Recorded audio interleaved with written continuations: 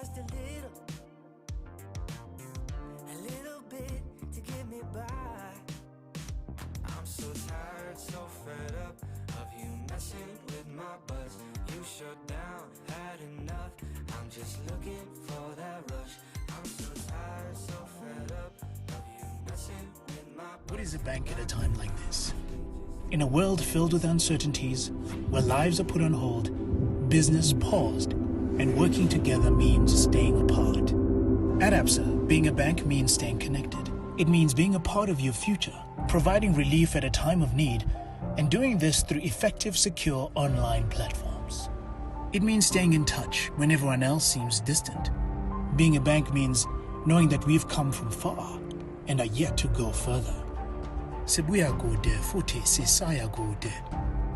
And that possibly this could be a time for a new beginning, an opportunity to reflect and rebuild. We are alongside you, helping you to finance your dreams and grow your legacies. We are in this together. Regal Fela, Sisoke. Once as Amal San. That is African messaging.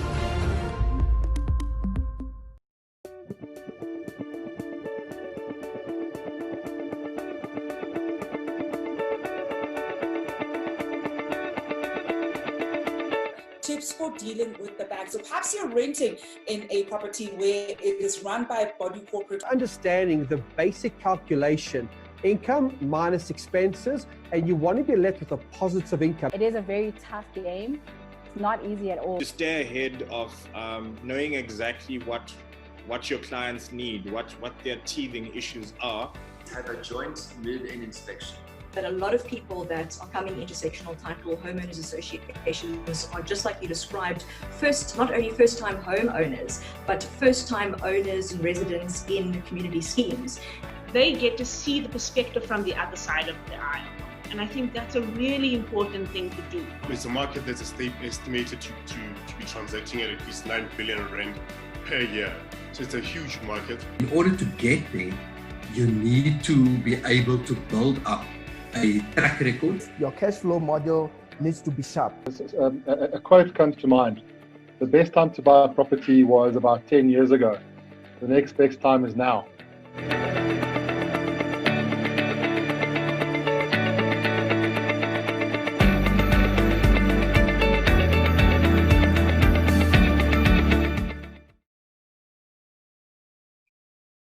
Good evening and welcome to episode 76 of the Private Property Podcast. I'm your host, Zama Khumalo. It's the Wednesday edition of the Private Property Podcast, meaning we're speaking to somebody from Absa. And this evening, we're going to be looking at ways to invest in the 2020 economic climate. It certainly is one of those very difficult things to do. I'm sure a lot of people are probably thinking, how exactly am I going to be able to do this? I'm sure a lot of us might be worried about what our finances are going to be looking like post-COVID. Perhaps some of you at home are wondering how to get out of the credit trap that so many of us probably find ourselves into, especially during times of crisis, or perhaps you're simply looking of ways to try and save. These are some of the things that we certainly want to be looking at. As many of us know, July has been saving month right here in South Africa. And I think one of the really big things that we want to be able to benefit is want to look at the benefits of saving, and I'm sure it's one of those things that you're thinking, but do I really need to do it? Do I really need to have that rainy fund, for me to be able to tap into? If this crisis has shown us anything, is that it certainly is something that is, needed. And there are different ways that you go about planning. It certainly doesn't happen overnight for you to be able to have saved, whether it's 3 months or 6 months worth of your expenses. That's some of what we'll be looking at this evening. If you've ever managed to be able to save up that 3 month or 6 month buffer, certainly do share with us what strategies you use, or perhaps you're struggling when it comes to saving your money. Let us know what it is exactly that you're struggling with. This evening, I'm joined by Thami, who's the head of savings and investments and everyday banking at Absa RBB. Good evening, Thami. Thank you so much for joining us. Good evening, Tunga, and all the viewers and the listeners. How are you this evening? I think, Thami, before we even look at perhaps, the impact that, and I'm sure many people are obviously affected by COVID, but what the impact of COVID has certainly had on, the way people look at money, perhaps take us through what some of the trends are in South Africa when it comes to saving. Thanks for the opportunity. What we've noticed over the years, even before we get to the COVID side, is that we've seen that the country has started to improve in the savings rate, and when we talk about savings rates, we look at the amount of savings as a percentage of the country's GDP or gross domestic product, because that's a global trend measure, if you like, that is used as a benchmark. And so over the last couple of years, we've actually seen that improving. However, with the COVID hitting, the reality of it is that a lot of South Africans have been impacted, whether directly or indirectly. And as a result, we are anticipating that the savings rates are going to start to deteriorate potentially, depending on the people who have been impacted by this. So it is a reality, it is real, and we see it, as well, both in terms of research and insight that we've seen with our customers. That the impact, is quite real, and it needs to be taken note of. And perhaps then, Thami, if you can perhaps shed light on the extent of the impact that COVID has essentially even had on how people view money, because I think a lot of us are having a lot of how we perceive certain things being shifted fundamentally. A lot of people certainly have different perceptions now about work, where we're able to work, about transportation. You're certainly prioritizing things like having data because it's so important for us to be able to be connected. Yeah. So there's certainly different things that have been affected, or our perceptions of different things have been affected because of this crisis. And we've had to almost rethink what we've grown up believing or decided to believe about what is important, what is not important. There's so many of those jokes on social media that you see where people say, now we know that that meeting could have been an email. So even the way companies are operating is slightly shifting because of this COVID crisis. How would you say has been the impact of how people view money because of this crisis? Firstly, I think what we need to also look into is the impact itself around some of the people who have had to be asked to reduce their own income, purely because the company is facing challenges, and as a result, they are asking for that. It's better than losing your job completely, and some have actually lost, their jobs as a result of lockdown and COVID itself. And the domino impact around that is that it's not just an impact on that particular individual; it's an impact on people around that particular individual. One, especially if that person is a breadwinner, suddenly if you've been asked to reduce your salary by 20%, you need to find that release somewhere within your day-to-day spend. That's the one aspect of it. But what also we could always see as a potential positive is that also people have not traveled a lot during the lockdown period. So people who travel, to work and back. There's some petrol savings that they've experienced, and of course, the famous ones being entertainment and spending on things that are currently banned, that we are not going to be mentioning them by name. So there's a lot of saving that has been achieved around that, except for those who binge bought all of this stuff, because obviously that potentially impacted them. So I think the reality is there's a couple of pockets of things that have been saved by behavior that is forced to an extent, but also certain expenses that have increased, to your point, like data, because suddenly you have to utilize a lot of data. You're at home, Netflix suddenly is getting to be utilized. If you don't have fiber and you don't pay fixed fee, you're suddenly having data costs going up exponentially. And so on and so forth, and there's a lot of that. Then you've got people who are parents, with kids that are now suddenly working as schooling from home. Now, if you were not ready for this, you probably might have had to buy a laptop, or you might have had to buy a iPad, because some schools are requiring that particular view. So there is that impact that would have been expected and required, which does really impact people in the real way in their pockets. which is something that they would not have anticipated. And which is where we're going to go into around emergencies and savings buffer as you did in your intro. And I think, Thami, before we even get to the emergencies and the savings buffer, and perhaps you even helping us think around how big that buffer should be, because I think that's certainly something that we sometimes don't have a good sense of, whether it should be 3 months or 6 months. Should it be, the current salary that you have now times 6? How should we even be looking at, the way that we even go about saving for that, rainy day fund? Then before you even get there, perhaps share with us, some of the mistakes that you're certainly picking up that most people make when it comes to money. Because I think before we can go into emergency saving mode, we certainly need to be able to understand the mistakes that we generally just make when it comes to money, because there certainly are a lot of them. And I can imagine that, perhaps people in their 20s, maybe to even early 30s, so us young professionals, were more prone to certain types of mistakes, whereas people who perhaps already have a child or 2 children and are slightly sort of like middle to upper management, they have relatively different pockets and are probably more prone to making different sets of mistakes. Perhaps take us through some of those kinds of mistakes that a lot of us at home are making when it comes to our money. Well, the general mistake is time. That's the first mistake.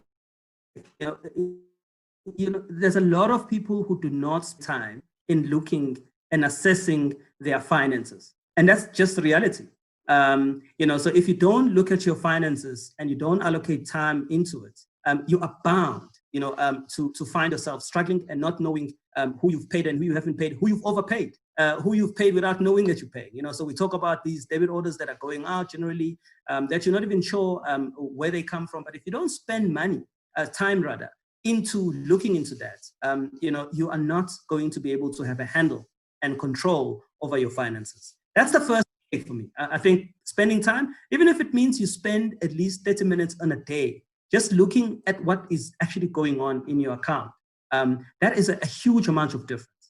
The second piece is around people assuming that money is infinite. It is finite. It does run out at some point. Now, it's up to you whether that runs out at the end of the month when you get paid again or more that gets to be saved out of that, or it gets to run out in the middle of the month, and then the rest of the other months you are struggling, the other days in the month you are struggling, to manage. That's another mistake in my mind that people tend to make. And also the one that is probably the biggest mistake is around budgeting itself. Now, the word budget is generally associated with the Minister Mboweni. He's the one who's going to do it. He's the one who's going to go. But the reality is, budget is also for the household, just as it is for the country. It needs to be applied also in the household. Because if you don't do the budgeting, and budgeting is also really about how do I make sure that at the end of the month, there is a surplus that is sitting in my account that I have not spent. Effectively, spending less than what you've earned. That is wealth, on its own. Because you could find a person who's earning 100,000 Rand, not being able to have a surplus at the end of the month. But find a person who earns 10,000 Rand, he's got 1,000 Rand at each and every month because they have been able to create that particular surplus. And if you allocate time to monitor your finances and you do the budgeting to be quite intentful, because the intent is also quite important. And I think those are the key mistakes in my mind that really I could, use as examples around. Thami, when you're talking about making time to look at your finances, there's actually a thing that I do. I call it my money date, where I do exactly that. So there's certainly a weekly check-in that's certainly more extensive, almost looking at what my financial goals are. Did I spend money a certain way in this, in the past week? How am I looking to spend money in the upcoming week?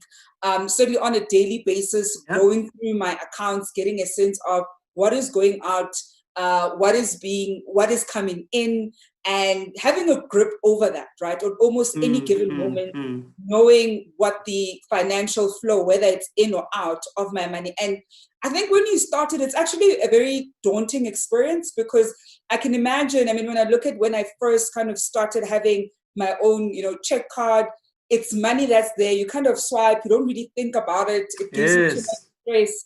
You know it's going to eventually run out, but you don't want to stress too much about it. But certainly as I've grown older, it's become so important to have a very fundamental understanding of where money is, to the point where if somebody perhaps is invoicing me X amount, even looking at the line item that I'm being invoiced for and querying, but what is this? Like, that's not the service that you've provided. And, you know, it could be something that's as little as 200 Rand, but in the grand scheme of your budget, it's actually quite a substantial amount of money. So I think it's also understanding that there's no such thing as, oh, it's just 200. Because if you're going to have that kind of attitude to 200, you might as well have that same attitude to 2,000 or 20,000 or 200,000. So when you kind of understand that every Rand does actually, you know, matter, you slowly begin to look at money slightly differently. It is quite admin intensive. I mean, even when you look at, you know, doing a budget and what goes into doing a budget. And I think that's something that I want us to perhaps look into just quickly. When we do our budgets, perhaps give us a few tips of what we should be looking to achieve with that budget. Because I think certainly with some of us, you're thinking, look, X money comes in, let's take the 10,000 Rand, 10,000 Rand comes in, you know that there'll be maybe 4 big debit orders that go off, and you think, I'll just use the leftover money for the other stuff, right? And you're not intentional, as you've certainly said. So when we are even looking at doing that budget, what are some of the things that should always be top of mind when you're working on your budget? You know, so the one thing, Zama, that you've just mentioned, you know, because, you know, I'm imagining because you're self-employed and you talk about the invoice and checking your invoice, even checking your payslip if you are employed. Yeah. That alone, you know, knowing how much you've been taxed, how much of your contribution you're making to your retirement and pension, how much for PAYE, you know, I know it's a small amount that goes out there, but, you know, you just never know. You can't assume that everyone is making the calculations correctly. So you have to be comfortable and learn about it, because it also is about learning, you know, these things, you know, learn about it, know it inside out. That's the one aspect of it. Am I getting the amount that I am supposed to be getting? That's budget, you know? The second part is the money that needs to leave on a month-to-month basis. As you also mentioned just now, there are fixed costs that you know are not going to change. You know, they continuously go every single month. And you can see that they're going out. And then you need to review as well all the other discretionaries, you know, and that's monitoring, you know, for yourself. Now, the best ways that you can do that, you know, is if you've got a laptop, you've got a computer, all you need to take is your bank statement and you actually put it into a spreadsheet and you almost put it on a month-to-month basis. And if you track that alone, just looking at those months, you can see where you are spending and categorizing your, you know, the spend that are essential, there are spend that is discretionary, and there is spend that you feel that is indulgence, you know, that is over and above everything else. If you categorize these views, and you can then set for yourself how much in terms of limits of what you need to spend in there, and then you monitor yourself. You need to be accountable for your own money and see how much you're contributing in the right areas and how much you're contributing and you're doing that you think are overindulgence as well. And then make active and intentful activities to try and reduce around that.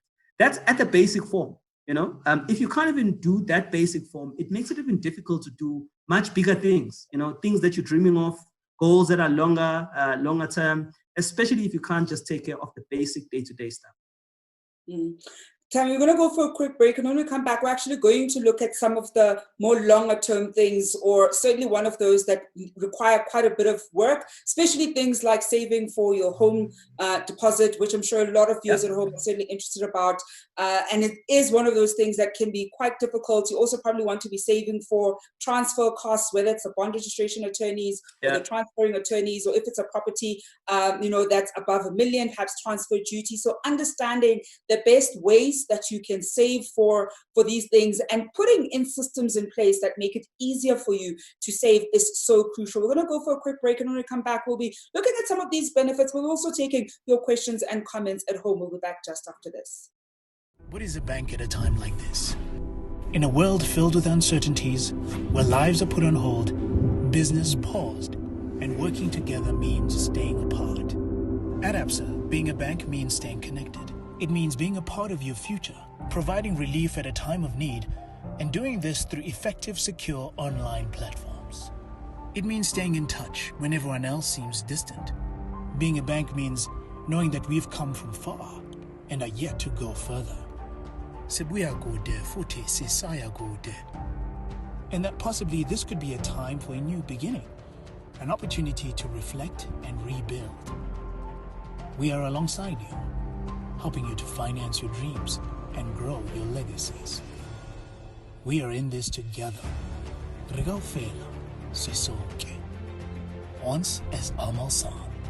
That is African messaging.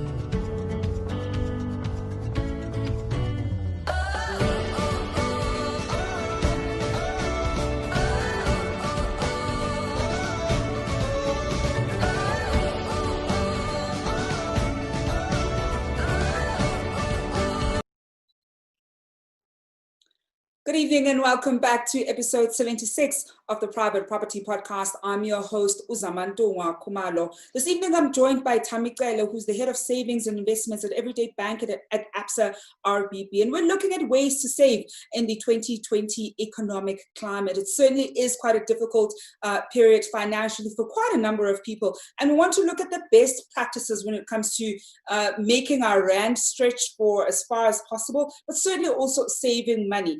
Getting into the right money habits right now during this crisis, or certainly making sure that we don't fall into bad money traps, because that's certainly something that could take quite a long time to recover from. And the reality is we're quite uncertain about how long this COVID crisis is going to last, and certainly the effects of the COVID-19 crisis. Thami, one of the things that we spoke about before the break was we touched on the issue of emergency savings.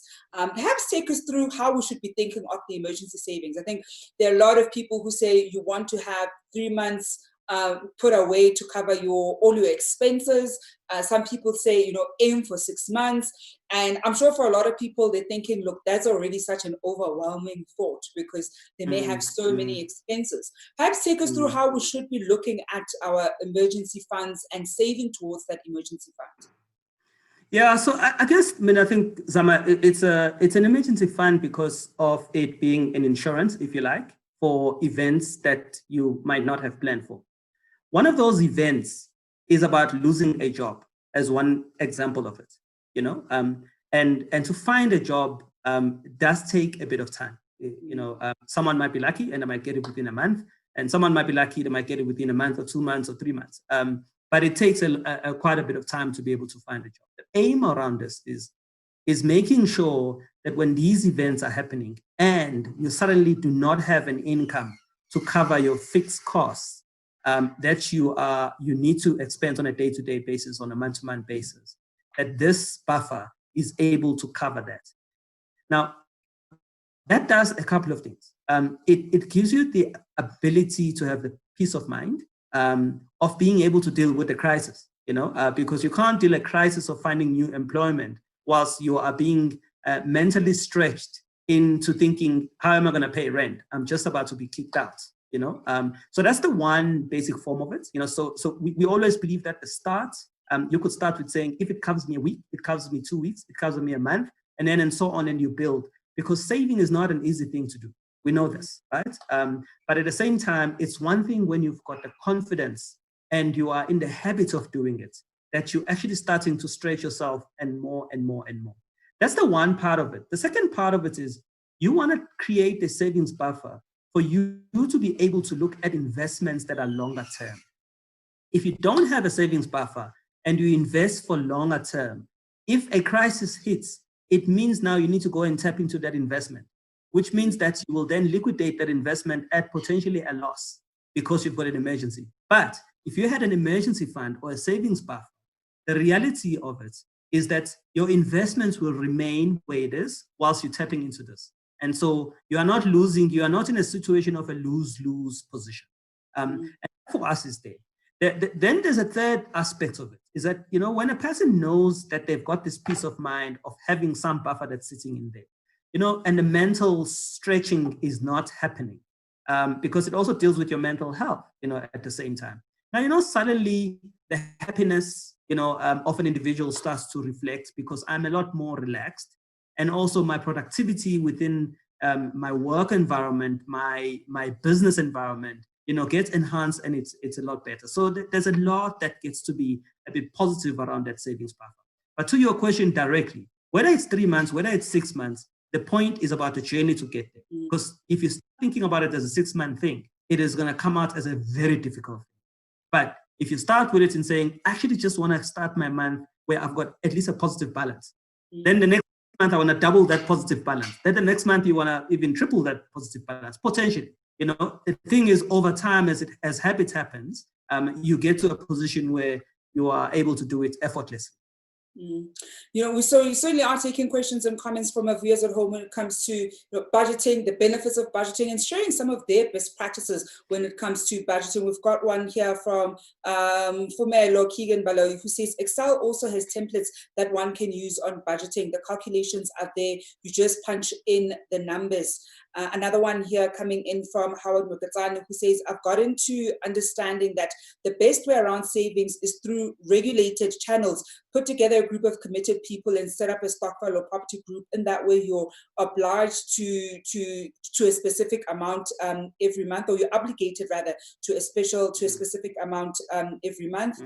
Another one, this one coming in from Bongs Sabakwena, who says, I said before and I'll say it again, you can only do something about it if you can see it. The guest that has just confirmed it, write down your budget, whether it's on your paper or on your spreadsheet, you choose, and that's certainly something that's going to help you along the way. One of the questions that we've got coming in here is, we've got one that's coming from Okamuhelo Manikisha on YouTube, who asks, can you guys please suggest platforms or other places as to where our savings can go to rather than staying in the bank accounts? And Kamuhelo said the same, had another comment earlier on, who says, is borrowing people money to avoid spending it a saving method? It works for me. So almost being I want to say a mini mashonisa, because I know that if I give Utami my money, I don't have it, they're going to have to pay me back at some point. So there's, maybe you're thinking at the back of my head, there's a bit of certainty that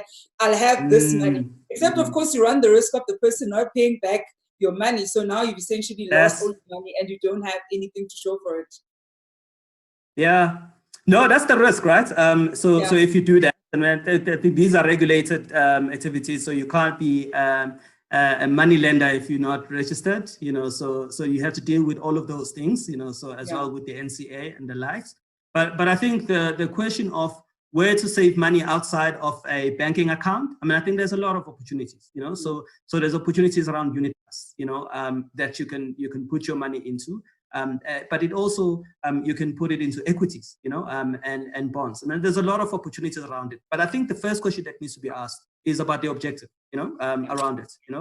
It's the dreams, it's the goals. You set the vision, and if you know that you are saving for long term, for retirement, yes, sure. You can look at opportunities that are longer term that you potentially think they could give you a much higher returns. But you know that you are actually giving away something as well. You are giving away the guaranteed nature of your deposits. If you put it in equities and you lose, the equities go down, you will be impacted. But the upside is also quite great, as well, especially in the up trends.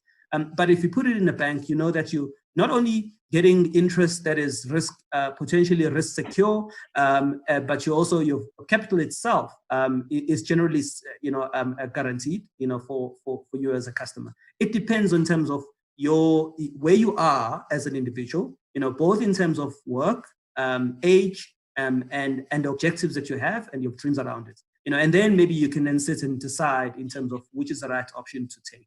Now that requires sometimes you researching a lot more on the internet, but it also requires you potentially speaking to someone, and that someone could either potentially be a bank, it could be a financial advisor, it could be friends who've reflected and shown that they are able to do these things and they are successful around it. But whether they are successful does not necessarily mean that you might also be equally successful. Just like anything else, guarantees are limited to be provided. And I think those are the considerations and trade-offs, if you like, that customers need to look at when they consider what to do. And Thami, as we're talking about certainly saving for your dreams or some of your midterm or perhaps even long-term goals, perhaps take us through some of the options that Absa has in place in order to help people essentially, save towards some of their dreams and some of their goals. Yeah, so I mean, I think we were talking about a house earlier on, and I think when we look at when you're considering to buy a house, you don't just wake up in the morning, you're like, oh, I'm thinking about buying a house today. These are things that gets to be planned, right? And also what you need to look at is around the actual total cost of ownership, and generally people make the mistake of making bond repayments as the total cost of ownership. In reality, there's a lot of things around that that you might not be thinking of. And that's the first part that you need to look into, especially when it comes to what do you want to do around buying a house. But as a general thing for dreams, normally is you gotta have to look at it and saying, now I've set up my savings buffer. Now I'm comfortable. You can never be overly comfortable. Now I'm comfortable. I can look at other opportunities that are saying, I want to save for retirement. I want to, top up for my retirement. Because right now, the reality is 90% of people retire without enough money to last them, a post-career life. And that's just the reality. Only about 10 to 11% of the people can afford. Now, you might be deciding that for long term, that's the view that I have. Tax-free savings, the government has given us those options, for us to, for customers to be able to save towards that. Tax-free savings, it effectively means that you are not taxed on the income that you earn, for as long as you keep within the prescribed limits, which is 36,000 per annum, and you can save up to 500,000. It helps you with that, You might also say, I actually do want to save, but not just the tax-free savings. There's a lot of opportunities, fixed deposits, if for a lump sum, you could put into that, and some within the instant access, savings. But the other, which is also critical, because saving, as I indicated, is not easy, is the as well. So if you don't have the willpower and the self-control on your own, imagine if you save in a group of people, because the pressure of not being able to put money in there, it forces you to get into the habits of saving, and putting money into those dreams that you are looking for. It also helps you to reach those dreams a lot faster. The other thing that for me that I think people need to really consider is drawing up around those dreams. And again, as we said, you must write them down and also understand how to get there. Almost similar to a GPS, that helps you to get to a destination that you need to go into. It gives you different routes, and that's why you must ensure that some research needs to be done by you. And it goes back to the time I spoke about. Spend time, research it, understand how you need to go about it. But I think for me, more than anything else, it's about your dreams and your goals that you've set for yourself. One final question, Thami. Another one from Ukamuhelo. It's actually a follow-up to the recommendations, on various places one could potentially put their money. Ukamuhelo wants to know what the Absa options essentially are. So they're probably an Absa client and looking at different ways to save their money within Absa itself. Are there different products within the bank itself that they could potentially tap into? Yeah, certainly. I mean, I think if we need to speak to specific savings products, as I indicated, it depends whether the individual wants to put money on a regular basis or they've got a lump sum. If you want to put money into on a regular basis, you could open up accounts like a tax-free savings account that Absa's got. We've got a tax-free savings account, fixed deposits, and we also have an investment that invest in unit trust, which is also tax-free at the same time. So you could also put money into that. We've got notice products that you could look into that will restrict you. You can put money in, but in order for you to have access to it, you place notice, especially if you're a person that says, I want some kind of friction within my savings, and then you get to benefit a bit more around interest as well. And of course, with fixed deposits, naturally you get better returns in a fixed deposit than you would in an instant access account. The only thing with the fixed deposits, you have to put in a lump sum. So if you've got a bonus or some kind of windfall that you've got, it is advisable that you do put it into some kind of fixed deposit because it restricts you from having access to it. But again, back to the dreams and goals that you are setting for yourself. If you are looking to unit trust, I think the bank's got unit trust, that you could look into, that you could take advantage of. But those ones, you need to make sure that you sit with a financial advisor at any of our branches. There's always one that's waiting to have a conversation with you. I would look into that. Our share stockbroking as well allows you to have access to the equity markets, and you can control it within your own, within the online platform that Absa provides as well. Thami, we're going to leave it there this evening. Thank you so much for joining us. Thank you, Zama. Thank you to the viewers and the listeners. Thank you. And that's been Thami Cele, who is the head of savings and investments and everyday banking at Absa RBB. We've certainly looked at the different ways that you can go about saving, the importance of saving. And I think one of the big things is you want to have a plan. You certainly want to make time, even if it's just 20 minutes or 30 minutes a day, to go through your finances, get a better sense of the activity in your bank account, and familiarize yourself with the various activity that happens in your bank account. And it can be quite a daunting process, especially in the beginning, but you certainly want to have a grip over your finances. And of course, if you want to reach out to Absa, we have shared their contact details down here below. You can contact them directly should you need, whether it's financial advice or certainly somebody to help you when you want to, better your finances and make sure that you start your savings journey. That's it from us right here on the Private Property Podcast. It certainly has been a pleasure to spend time with you this evening.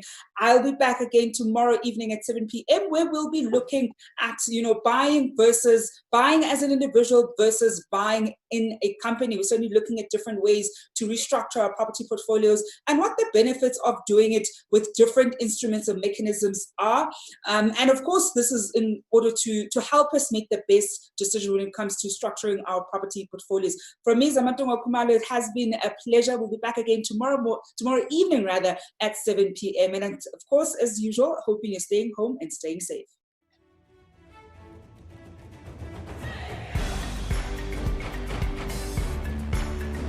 Hi, I'm Brandon Ribbing. I'm an entrepreneur from Durban.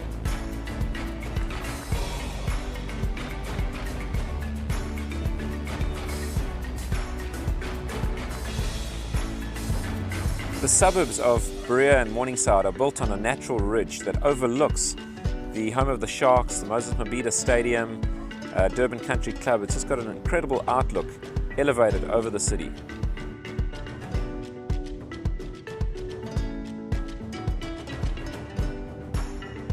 Living in Morningside makes so much sense to us because everything is so central. Anything that we choose to do is a couple of kilometers away or a couple of 100 meters away. Restaurants, coffee shops, it's all here on our doorstep.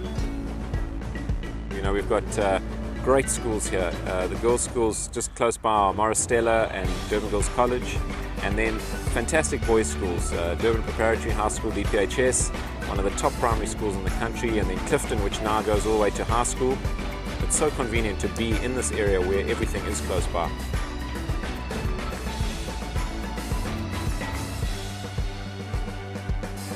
Some of our closest friends stay just across the Umgeni River in Durban North.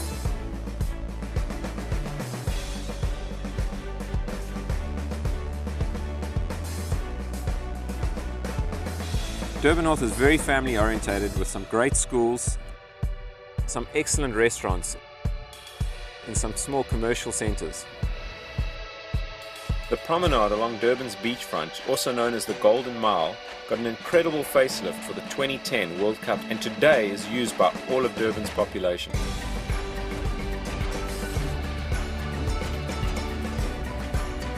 We as a family love the Durban beachfront. And if we're not on the water, you'll find us on our bicycles along the promenade. Being a world paddleboard champion, I've travelled to some of the most amazing beaches around the world, but nothing comes close to what we have here in Durban. Durban has great weather and great conditions all year round for surfing and for training and just being in the ocean. And that's why it's known as the warmest place to be. We've lived here our whole lives, and there's no place we'd rather be, and this is our neighbourhood.